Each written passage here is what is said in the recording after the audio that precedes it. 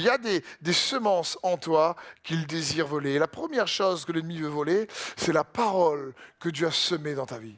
C'est la parole qui est sous forme de semence, la promesse, comme on a déjà aussi discuté, de ta destinée que Jésus a placée en toi. L'ennemi veut voler la parole, la promesse, la confiance que tu as dans la voix de Dieu qui s'est adressée à ton cœur sur ta vie. Et on voit ça, par exemple, dans la parabole du semeur, où il est écrit, les uns, Marc 4, verset 15, les uns sont le long du chemin où la parole est semée. Quand ils l'ont entendu, aussitôt Satan vient et enlève la parole qui était semée en eux. Et c'est crucial de comprendre ça.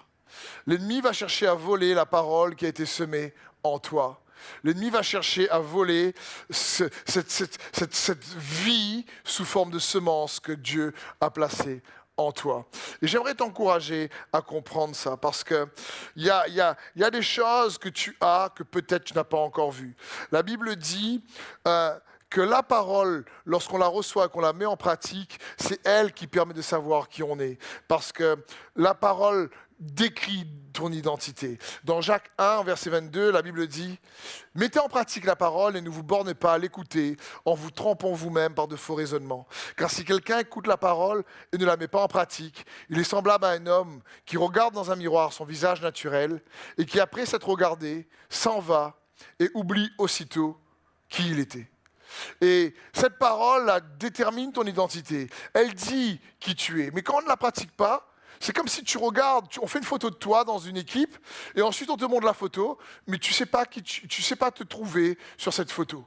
Quand on ne garde pas la parole, en réalité, on perd notre identité. Et l'ennemi veut te mentir sur ton identité. Il veut te mentir. Dans les moments de souffrance, il veut te faire croire que tu n'y arriveras pas, que tu vas tout louper, que la parole que tu as entendue est peut-être erronée. Il veut semer l'incrédulité pour que tu puisses douter et perdre le bénéfice de cette semence de vie que Dieu a pour toi. Il y a une histoire un jour qui m'a touché, c'est l'histoire d'un pilote dans la Seconde Guerre mondiale qui s'appelle Peter Foster, c'est la seconde ou la première. C'est un pilote d'avion et il était fiancé pendant la guerre et son avion a été fusillé, son moteur s'est enflammé et son visage s'est défiguré, mais il a réussi à s'en sortir, il n'est pas mort.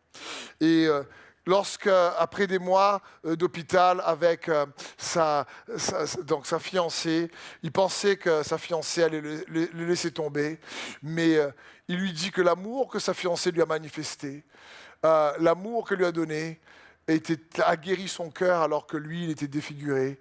Et lui dit, son amour envers moi a été comme un miroir sur qui je suis vraiment.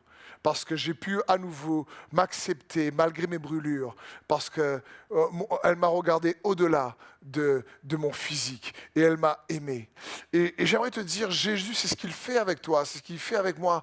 Il nous regarde au-delà de notre physique. Il nous regarde comme ses fils et ses filles qu'il aime, qui sont devenus les enfants de Dieu par la parole, comme dit l'apôtre Jean dans Jean chapitre 1. Mais à ceux qui l'ont reçu, la parole, elle leur a donné le pouvoir de devenir enfants de Dieu.